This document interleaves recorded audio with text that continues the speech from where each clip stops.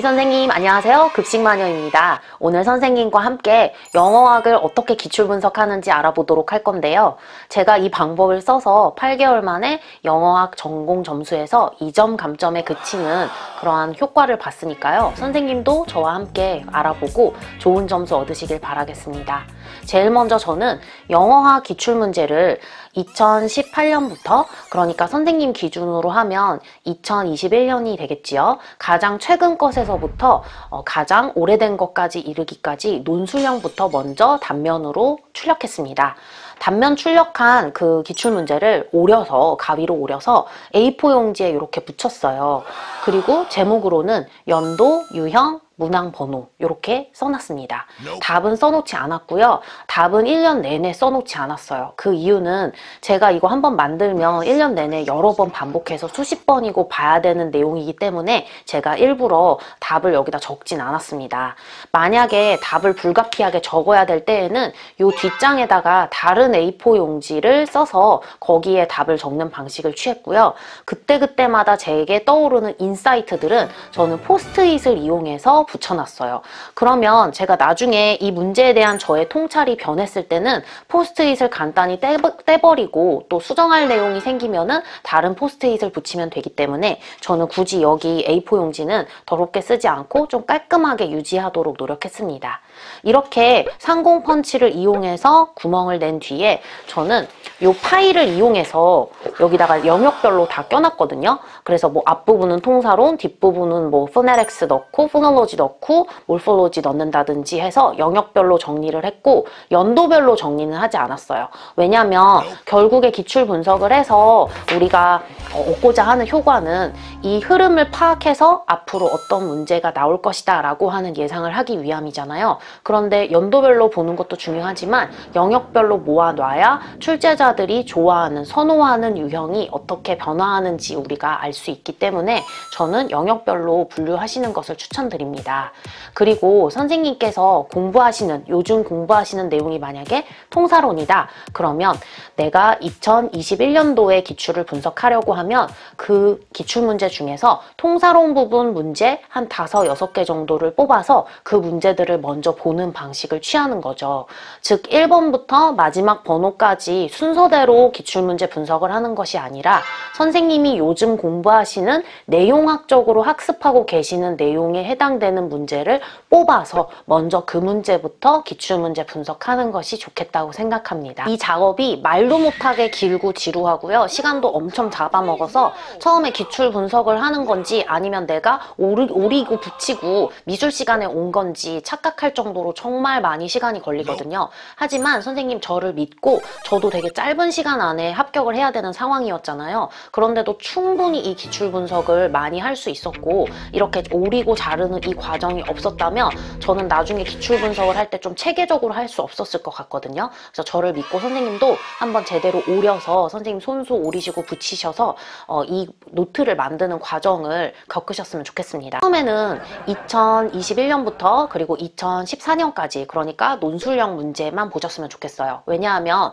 객관식 문제 같은 경우에는 그냥 얼핏 보면 뭐야 엄청 쉽네 이렇게 느끼실 수 있어요. 그런데 우리가 지금 답을 찾아내려고 이 기출 분석을 하는 게 아니잖아요. 문항 하나하나 보기 하나하나를 보고 우리가 그거에 대해서 통찰을 얻고자 하기 위함이기 때문에 사실 논술형을 볼 때랑 그 다음에 이렇게 보기 하나하나 볼 때랑은 굉장히 시간이 차이가 많이 날 수 있습니다. 저는 오히려 객관식 기출 분석할 때가 좀 더 시간을 많이 잡아먹었고요. 각 영역 앞에 객관이라는 파트를 저는 만들었어요. 그게 뭐냐면 이렇게 폴더가 있으면 저는 맨 앞에 포네틱스 포놀로지 기출 객관이라는 특별한 노트를 하나 만들었습니다. 여기에는 단순히 문항 하나가 아니라 제가 느끼기에 모든 문항에 대해서 느끼는 바를 저의 통찰력이죠. 그 통찰을 여기다가 이제 적은 거예요. 이렇게 적다 보면 결국에 내가 문제를 풀 때는 어떤 예상 문제가 나오겠구나 라고 하는 것이 감이 잡히게 되는 거거든요. 그래서 선생님도 이렇게 예상 문제나 아니면 생각에 대해서 그냥 지나치게 지나치지 마시고 적어 내려가는 연습을 하셨으면 좋겠고요. 가장 중요한 것은 여러분, 사실 이 기출 분석을 하면서 양질의 문제로 내가 채점 기준표를 떠올리며 최고의 모범 답안을 쓰는 나만의 답안 바운더리를 잡는 훈련이 된다는 것입니다. 답안 바운더리를 잡는다는 것은 뭐냐면요, 내가 경계를 설정하는 것인데요, 나의 답안이 너무 많이 쓰거나 너무 덜 쓰거나 하지 않고 딱 적정량의 채점을 만점으로 받을 수 있을 정도의 답안 쓰는 훈련을 이야기하는 것이거든요. 너무 많이 쓰시게 되면요, 지식 자랑이 되는 거고 시간은 부족해집니다.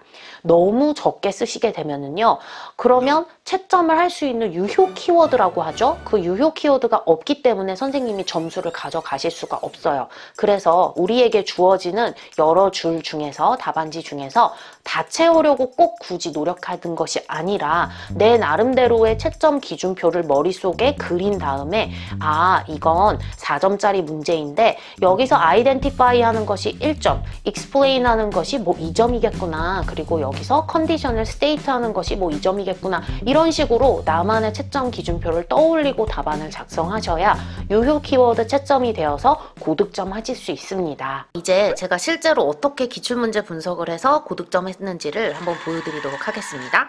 2017년 B형의 6번 문제를 보시면 제가 노란색 포스트잇 위에 이렇게 적어놨어요. 기역, 니은, 디귿. 자, 이건 답을 적은 게 아니고요. 이 문제 자체를 기역, 니은, 디귿 세 파트로 나누어서 제가 분석한 거거든요. 제일 첫 부분에서는 NF4의 개념을 제시하고 조건 두 개를 다 주고 있네. 두 번째 부분에서는 C커맨드의 개념도 다 주고 예시 그림으로까지 표현해놨네 라고 제 스스로 분석한 겁니다. 그런데 여기서 그치지 않고 맨 밑줄을 보시게 되면 디귿을 써야만 하는 이유를 니은을 이용하여 기역 바이올레이트 여부를 가지고 설명하라 라는 것이 출제자의 의도겠구나 라고 제가 써놓은 거예요. 이걸 보시면 아직 공부가 안 되신 예비 선생님들께서는 무슨 소리지? 라고 하실 수 있는데요. 정답을 내는 데서 제가 이 기출문제 분석을 한 것이 아니라 정답은 정답대로 내고 그 이후에 이 문제가 어떻게 구성이 되었는지, 출제자가 이 문제를 이렇게 기역, 니은, 디귿 세 파트로 나누어 놓은 것은 답안이 어떻게 쓰이기를 원하는 것인지 그의 의도를 파악해서 써놓은 거죠. 선생님이 이렇게 작업을 하시게 되면 앞으로 문제가 나왔을 때 아무리 길이가 길더라도 당황하지 않고 영역으로 나누어서 파악하는 훈련이 될 것입니다. 다음 문제는 2016년 B형의 6번 문제인데요. 여기 분홍색 글씨로 반복 출제 가능한 이라고 적혀 있잖아요. 그 밑에 보시면 이 문제는 어떤 부분은, 2번 부분은 특포다 라고 적어 놓은 거예요. 선생님이 계속 공부를 하시면 여러 강사 선생님들께서 이 문제가 출처가 어디다 라고 밝혀주시는 것도 있지만 스스로 이 문제는 어느 원서에서 나왔구나 라는 것을 파악하실 수 있거든요. 남이 찾아주는 것이 아니라 내가 스스로 공부하다 보니 이 문제의 출처는 어디야 라고 알게 되는 것이 굉장히 중요합니다. 그러면 이 문제를 공부할 때는 항상 어디를 돌아가서 또 복습해야겠어요? 바로 이 문제의 출처인 특포를 찾아가서 그 특포 영역에서 출제자가 왜 하필 이 부분을 뽑아냈고 이걸 문제로 만들어냈는지 그 의도를 추측해 보면서 공부하는 훈련을 하면 좋겠죠. 다음 문제는 2014년 서술형 4번 문제입니다. 바로 윗부분에 빨간색 글씨로 나는 2001년과 2006년의 후속작이다 라고 써져 있는 부분 보이시죠? 즉 이 문제에서 나온 내용은 2001년과 2006년에도 나왔는데 또 나온 거예요. 그 말은 뭡니까? 다시 이 문제가 또 출제가 될 수 있다는 얘기겠죠? 그렇기 때문에 저는 포스트잇으로 이 문제는 다른 테스트를 이용하도록 다시 출제될 수 있다라고 적어 놓은 거예요. 자, 선생님들께서 계속 또 기출문제를 보시게 되면 기출문제의 역사를 알 수 있게 되잖아요. 같은 영역이고 같은 내용을 다루고 있다 할지라도 언제 어떤 방식으로 출제됐는지 눈에 훤히 보이게 되기 때문에 나중에 또 출제가 된다면 이렇게 출제가 되겠구나, 나름대로 궁예지를 할 수가 있게 되는 것입니다. 2008년 19번 문제를 보시게 되면 좀 특별한 노트가 적혀 있는데요. 제 자신을 위한 상기 노트가 적혀 있습니다. 이게 바로 그 유형, 그 문장을 보고 정문, 비문을 먼저 갈라야 하는데, 즉 문장이 나왔으면 정문인지 비문인지 판단을 해야 되는데 내 멋대로 디스트럭처를 먼저 떠올리고선 이것은 비문일 거야, 정문일 거야 라고 제가 추측해서 파악하는 거, 이런 실수를 범하지 말자라고 제 스스로에게 상기시키는 그런 메모를 적어놨거든요. 이렇게 내가 자주 저지르는 실수도 기출문제 분석에다 적어놓게 되면 계속 기출문제를 풀 때마다, 공부할 때마다 그것이 상기되기 때문에 실수를 줄이는데 큰 도움을 받을 수 있습니다. 다음 문제는 2013년 35번 문제예요. 여기 제가 포스트잇에다가 너무너무 중요한 문제다. A에서 도구를 줬고 B에서 예문을 주고 그 이유를 정확히 찾아내서 설명하는 문제다. 라고 제가 문제를 또 분석해 놨지요. 이렇게 정답뿐만 아니라 문제가 어떻게 구성되는지까지 계속해서 생각하는 연습이 필요합니다. 그렇게 되면 당황하지 않고 문제에 접근할 수 있고요. 맨 밑에 보시게 되면 동의어를 알아두자 라고 하면서 제가 로컬 바인딩 도메인이 뭐 스몰 리스트 클로즈다 이렇게 적어놓은 거 보이시죠? 이렇게 선생님이 헷갈리는 개념들도 곳곳에 적어놔서 계속해서 반복해서 볼 수 있도록 하시면 공부에 도움이 많이 됩니다. 영어 교육론과는 다르게 영어학 같은 경우에는 1998년도 막 이렇게 오래된 문제들도 저한테 조금 유용했거든요. 그래서 선생님들도 철저하게 넓고 깊게 분석하셔서 좋은 결과 있으시길 바라겠습니다. 선생님, 학교에서 만나요.